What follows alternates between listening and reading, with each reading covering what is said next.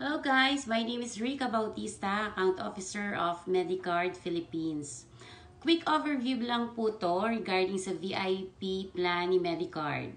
So si Medicard meron siyang full HMO. Pag sinabing full HMO, kasama na dito yung mga checkups, hospitalizations, laboratory, preventive care, emergency care, dental care, at iba pa. Makikita nyo po yan sa taas ng background ko.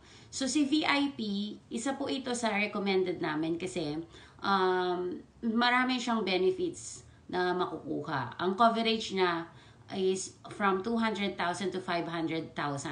Syempre, the more na tumataas yung coverage na gusto mo sa mga illness, tumataas din po yung premium. Ang premium, yun po yung binabayaran ng member per year. So, like for example, dito po sa VIP, regular private with 200,000 maximum benefit limit, ang premium po niya for 1 year, pag principal member only, wala kang dependent, is 25,379 pesos. Affordable ba to? Affordable to kasi pwede rin itong installment through credit card ni BDO at BPI for 6 months.